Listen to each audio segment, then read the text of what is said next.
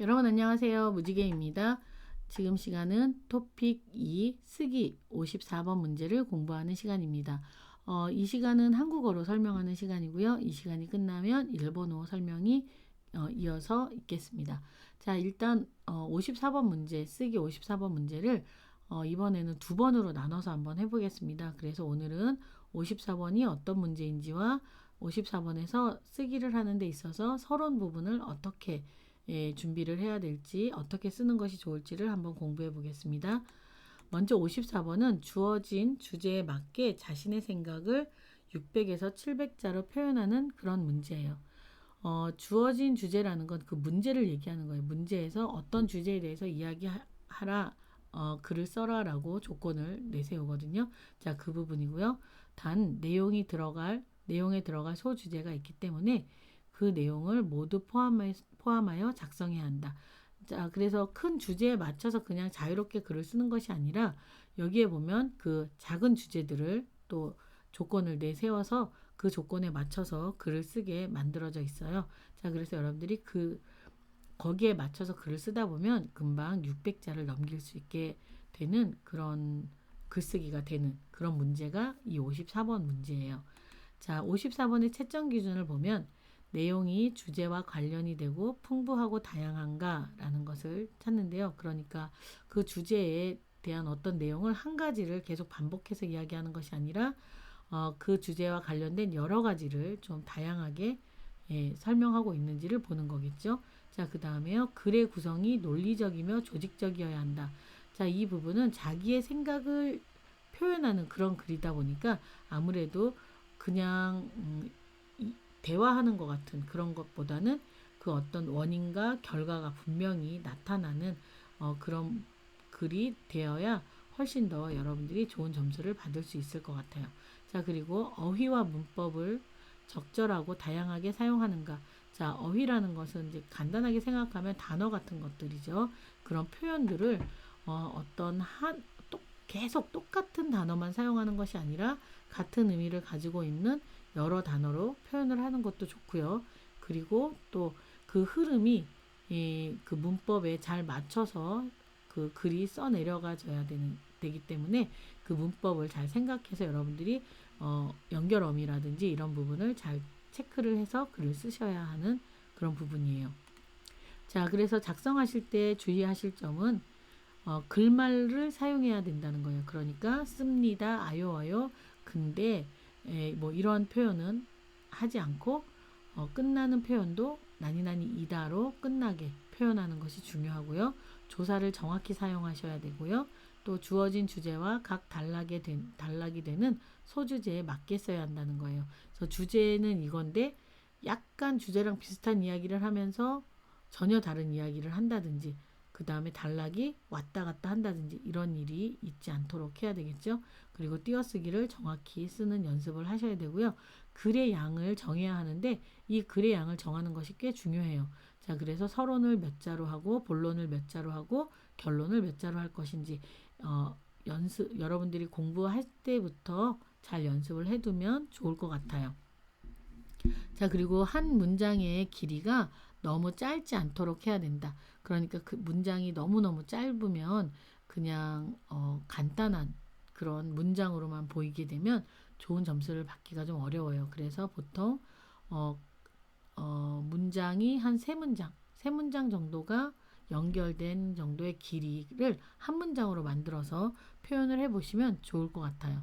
자, 그리고 연결어미의 적절한 활용이 굉장히 중요하죠. 자, 이 부분은 문법하고도 연결되는 부분이라서 여러분들이 연결어미 부분은 신경을 많이 써주시면 좋을 것 같아요. 자, 서론을 쓰는 요령에 대해서 한번 이야기를 먼저 해볼게요. 일단은 600에서 700자잖아요. 그래서 600에서 700자이기 때문에 저는 서론 부분을 여러분들이 보통 100자 그리고 아무리 많아도 150자를 넘기면 안 될 것 같아요. 그렇기 때문에 서론 부분에서는 어떠한 글을 쓸 것인가에 대해서 그 다음에 그 글을 시작하는 그러니까 관심을 끌 수 있도록 해야 될 것 같아요. 자, 그래서 그 첫 번째에 그 서론에 해당되는 그 글에는 보통 한 100자에서 120자 그 정도가 되면 좋겠고요. 만약에 많이 되더라도 150자까지 이렇게 해서 쓰면 좋을 것 같아요. 그럼 한번 읽어보면요. 문제의 주제의 내용을 설명하는 글이 주어진다. 자, 문제의 그 주제가 어떤 것인지 그 내용을 설명하는 글이 이렇게 주어지는데요. 그 문장을 잘 활용하여 서론을 만들어 보면 실수의 폭을 줄일 수 있다. 자, 그러니까 여러분들이 처음에 서론을 적을 때 굉장히 이 말도 썼다, 저 말도 썼다, 이렇게 여러 말을 쓰는 경우가 많은데요. 자, 그렇게 쓰지 마시고 차라리 문제에 주어져 있는, 문제에 나와 있는 그 문장을 활용을 해서 여러분들의 서론을 만들어 보면 괜찮을 것 같아요. 자, 또한 글자의 수도 약 120자에서 150자가 되기 때문에 서론을 쓰기에 적절하다. 자, 여기 이 문장이 문제에서 보여준 그 글 내용이 보통 120자에서 150자 정도가 써 있어요. 자, 그래서 그걸 가지고 여러분들은 한 100자 정도로 줄여도 괜찮고요. 그리고 뭐 많이 너무 길어졌을 때는 150자를 넘기지 않도록 정리를 하는 그런 습관을 들여보시면 서론은 금방 쓸 수 있게 돼요. 그래서 3, 4급을 공부하시는 분들도 서론을 써보면 서론만 잘 써도 보통 서론에서 내가 어떤 이야기를 하겠다라는 말을 쓰게 되기 때문에 그래도 여러분들이 약간의 점수는 받을 수 있을 것 같아요. 자, 그러면 한번 문제를 보면요. 54번 문제는 이렇게 생겼어요. 그래서 다음을 주제로, 그러니까 이걸 말하는 거죠. 주제로 하여 자신의 생각을 600에서 700자로 글을 쓰시오. 단 문제를 그대로 옮겨 쓰지 마시오. 자, 여기에 단 문제를 그대로 옮겨 쓰지 마시오라는 거는 이 내용을 그대로 쓰지 말라는 그런 뜻이거든요. 그렇기 때문에 여러분들은 이 문장을 조금 변형을 시키면 이것이 서론이 되는 거예요. 결국에는 이 부분이 서론 부분으로 자리를 잡게 되니까요. 이 문장을 약간만 변화시켜줘도 충분히 여러분의 글에 서론이 될 수 있어요. 자, 그러면 여기에 보면 조건이 이런 식으로 되어 있죠. 의사소통은 왜 중요한가? 그러면 이 부분에는 거의 의사소통에 대한 부분이 이야기가 되어 있겠죠. 자, 그리고 의사소통이 잘 이루어지지 않는 이유는 무엇인가? 자, 그렇다면 의사소통은 왜 잘 이루어지지 않는가에 대한 이야기를 쓰고 의사소통을 원활하게 하는 방법은 무엇인가? 자, 그러면 의사소통을 원활하게 하기 위해서는 어떤 것들이 있고 자, 어떤 노력을 해야 되는지를 쓰면 되겠죠. 자, 그래서 보통 이것을 쓸 때 글자 수를 정할 때 서론 부분을 한 100자 정도를 정하면 자, 이러한 것들로 인해서 의사소통이 중요하다라는 이 의사소통이 왜 중요한가가 서론에서부터 같이 시작될 수도 있어요. 그리고 또 서론을 그냥 해주고 또 이런 것 때문에 의사소통이 매우 중요하다라는 것들을 써 나가면서 의사소통의 중요성을 좀 더 강조해 줄 수 있겠죠. 자, 그리고 의사소통이 잘 이루어지지 않는 이유에 대한 것들을 한 100자에서 150자 정도 써주시고 그 다음에 의사소통을 원활하게 하는 방법이 무엇인가 이것은 좀 더 여러분들이 많이 생각해서 쓸 수가 있겠죠. 그래서 이것은 한 200자에서 250자 정도로 생각을 해서 써주시고 그 다음에 마지막으로 결론을 또 한 150자 정도 생각해 주시면 그러면 전체적으로 글이 600자에서 뭐 600자를 약간 넘기는 그런 양이 되겠죠. 자, 이런 식으로 일단은 여러분들이 여기 문제를 보면 의사소통이 왜 중요한가에 나는 몇 자 정도를 쓸까 이런 부분들을 미리 계산해 놓고 하시면 훨씬 더 여러분들이 54번 문제를 짧은 시간 안에 그리고 그 논리적이고 구성도 좋게 쓸 수 있을 것 같아요. 자, 저는 오늘 여러분들하고 이 첫 번째 시간에는 이 서론을 이 쓰여져 있는 문제에 써 있는 이 문장을 가지고서 여러분들이 서론을 어떻게 살짝 바꿀 수 있는지를 한번 공부해 보겠습니다. 자, 이렇게 우리는 살면서 서로의 생각이 달라 갈등을 겪는 경우가 많다. 지금은 의사소통에 대한 이야기잖아요. 자, 이 문장을 어떻게 바꿨냐 하면요. 우리는 대신에 사람들은 이라는 말을 넣고요. 자, 여기 살면서 있죠. 살면서 안에 사람들은 살면서 그냥 이렇게 써도 괜찮겠지만 저는 의사소통이니까 나만이 아니라 다른 사람도 있잖아요. 그래서 다른 사람과 함께 살면서 이렇게 하면 분위기가 완전히 달라지죠. 자, 그리고 여기에서 보면 서로 생각이 달라서 갈등을 겪는 경우가 있다라고 돼 있잖아요. 많다. 자, 그래서 여기에 종종이라는 부사를 집어넣어 줌으로 인해서 분위기를 좀 바꿔주는 거죠. 종종 갈등을 겪는 경우가 있다. 이래도 되고요. 여기에 종종 갈등을 겪는 경우가 많다라고 써줘도 괜찮겠죠. 자, 그 뒤에 이러한 일은 여기에서는 이러한 갈등은 이렇게 이 갈등을 바로 이야기를 했지만 저는 여기에 갈등을 바로 써주지 않고 그냥 이러한 일은이라는 말 자체가 뭐예요? 앞에 문장에 있었던 것들이기 때문에 갈등을 겪는 것을 말하는 거죠. 이런 식으로 표현을 살짝 바꿔주는 거예요. 자, 그리고 거의 의사소통의 부족에서 시작되는 경우가 많다. 이랬죠. 그럼 이 부분도 보면 이러한 갈등은 의사소통이 부족해서 생기는 경우가 대부분이다. 이 부분과 거의 비슷하지요. 단지 대부분이다라는 말을 많다라고 표현을 해줬어요. 이러한 일은 그러니까 의사소통이 잘 안 되는 걸 말하는 거죠. 그런 어떤 갈등을 겪는 걸 말하는 거죠. 그 갈등은 의사소통이 부족해서 여기에 의사소통이 부족해서 생기는 현상인 것처럼 의사소통이 부족하여 시작되는 경우가 많다. 이렇게 해주고 그 뒤에 이러한 일 때문에 우리는 무엇이 중요한가라는 것을 써주기 위해서 그렇기 때문에 라는 말을 일부러 넣어줄 수 있는 거죠. 우리 삶에서 여기서 의사소통은 서로의 관계를 유지하고 발전시키는 데 중요한 요인이 된다 라고 되어 있는 이 문장을 이용하는 건데요. 그렇기 때문에 우리 삶에서 의사소통은 서로의 관계를 원만하게 유지하고 발전시키는데 자, 매우라는 말을 집어넣어서 매우 중요한 요인이 된다. 이렇게 글을 쓰니까 이 위에 있는 글과 밑에 있는 글이 아주 다른 글 같은 느낌이 들죠. 자, 이렇게 여러분들이 서론을 잡아보시면 어떨까 하는 생각이 드는 거예요. 자, 이것이 보통 한 지금 120자 정도, 100자에서 120자 정도 되니까요. 이렇게 서론을 시작을 하면서 그리고 나서 본론으로 들어가면 훨씬 글쓰기가 쉬워질 것 같아요. 여러분들이 대체로 어떻게 글을 시작을 해야 하는지가 좀 어려우셔가지고 54번이 어렵다고 느끼는 경우가 많기 때문에 이렇게 문제에 주어진 문장에서 여러분들이 바꿔서 쓸 수 있는 단어를 조금씩 바꿔서 쓰다 보면 이런 새로운 그런 문단이 생기니까 여러분들이 이 부분을 그냥 읽고 넘어가지 마시고 이 문장을 최대한 활용하시는 것도 좋을 것 같아요. 자, 이 부분은 같은 건데요. 정답에서 가장 좋은 정답으로 토픽에서 이것을 내놓았어요. 그러면 그 정답은 어떤 식으로 써놨는지를 볼게요.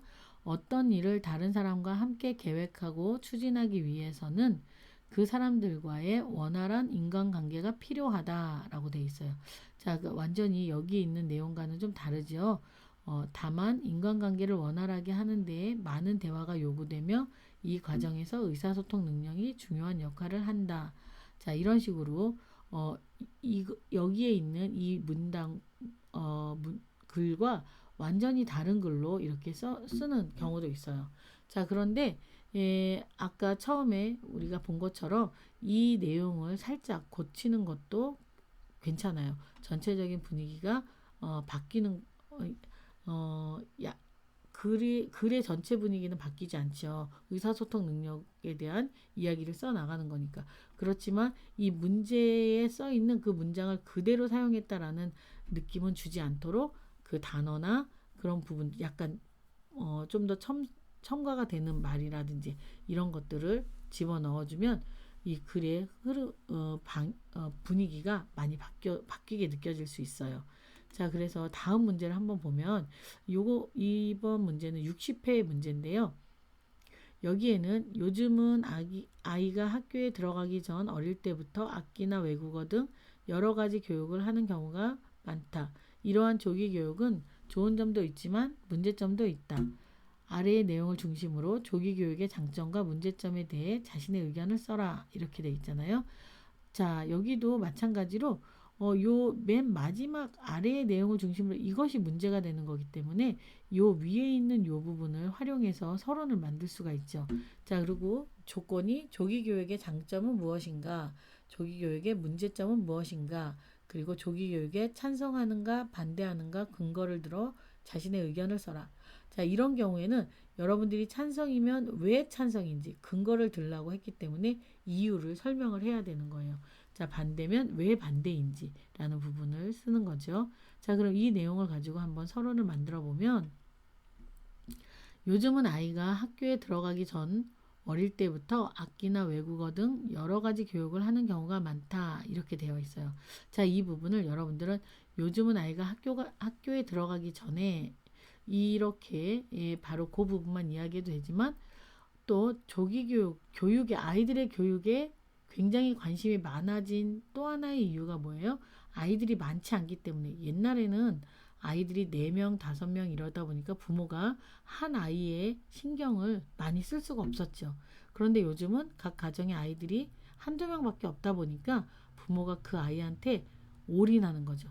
완전히 그 아이를 위해서 하니 그 아이한테 신경을 너무 많이 쓰다 보니까 거기에서부터 조기 교육도 시작이 되겠죠.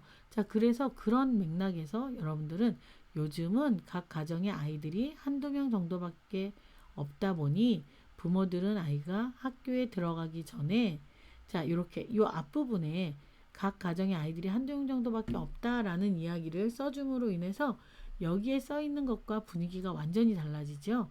자, 그런데 흐름이 달라지는 건 아니에요. 그렇죠? 자, 그리고 나서 여기에 아이가 학교 들어가기 전 이렇게 돼 있어요. 부모들은 아이가 학교에 들어가기 전에 미리 여러 가지를 교육시키는 경우가 많다. 그렇죠? 자, 여기 악기나 외국어를 여러 가지라는 표현으로 바꿨어요. 그리고 나서 특히라는 표현을 해주면서 악기나 외국어 등은 많은 아이들이 받고 있는 교육이다. 이렇게 이야기를 바꿔주면 훨씬 이곳에 써 있는 이 말들을 많이 이용을 해서 여러분들이 이 글도 좀 더 이렇게 늘려나갈 수 있는 그런 문장으로 만들 수 있겠죠. 자, 그리고 나서요. 그러나 이러한 조기 교육은 좋은 점만 있는 것이 아니라 문제점도 가지고 있다. 자, 이렇게 서론을 잡아주면서, 자, 그래서 먼저 조기 교육의 좋은 점을 설명해 보면, 조기 교육의 좋은 점을 알아보면 이렇게 하면서 조기 교육의 장점을 계속 연결해서 써 나갈 수 있겠죠. 자, 이 부분만 해도 굉장히 꽤 양이 되는 그런 글이 되죠. 자, 그리고 이번에는요. 토픽에 정답에 써 있는 부분인데요. 자, 정답에 어떻게 써 있는지 한번 볼게요. 요즘은 학교에 들어가지 않는 아이들에게 다양한 교육을 실시하는 경우가 많다. 자, 이 윗부분을 한번 볼게요. 요즘은 아이가 학교에 들어가기 전 이렇게 해서 요즘은 학교에 들어가지 않은 아이들에게 들어가기 전에 아이, 들어가지 않은 아이 이런 식으로 분위기를 바꿔서 써준 거죠. 그 다음에요. 다양한 교육을 실시하는 경우가 많다. 이 다양한 교육, 악기나 외국어 대신에 다양한 교육이라는 말로 바뀌었죠. 실시하는 경우가 많다. 자, 이렇게 해서 등 여러 가지 교육을 하는 경우가 많다. 그대로 온 거죠. 어릴 때부터 이루어지는 조기 교육은 좋은 점도 있지만 문제점도 있다. 자, 바로 요 뒷부분이죠. 이러한 조기 교육은 좋은 점도 있지만 문제점도 있다. 이런 식으로 이 토픽의 정답에서도 이 문제에 나타낸 문장을 약간 바꿔서 쓴 이 서론을 좋은 답으로 해서 소개를 하고 있어요. 그렇기 때문에 여러분들이 이 문제에 주어진 이 문장을 이용하는 것이 나쁘지는 않은 거예요. 자, 그래서 여러분들이 이 54번의 서론을 쓸 때는 반드시 제 생각에는 여러분들이 자신 있는 주제가 나왔을 때는 그냥 이렇게 자신 있게 제가 이 앞에 설명한 것처럼 이런 식으로 자신 있게 좀 더 이렇게 부풀려서 쓸 수가 있지만, 그렇지 않을 경우에는 이런 식으로 간단하게 이 문장을 최대한 그대로 살리면서 그 비슷한 말들을 의미가 바뀌지 않는 그런 말들을 단어만 바꿔주는, 표현을 약간만 바꿔줘도 서론으로서는 충분히 훌륭한 서론이 될 수 있을 것 같아요. 자, 이렇게 해서 오늘 저는 여러분들하고 같이 54번에 쓰기 문제의 서론 부분을 어떻게 쓸 것인가를 한번 같이 공부해 봤어요. 다음에는 본론과 결론을 어떻게 쓸 것인지, 자, 그리고 글자 수를 어떻게 정하면 더 좋을 것인지를 구체적으로 같이 공부해 보겠습니다. 자, 자, 그럼 아직 채널 등록하지 않으신 분들 채널 등록하셔서 같이 공부해 주세요. 자, 그럼 오늘도 이내하고 채널 등록 부탁드리겠습니다. 수고하셨습니다. 오늘도 좋은 일이 일어납니다.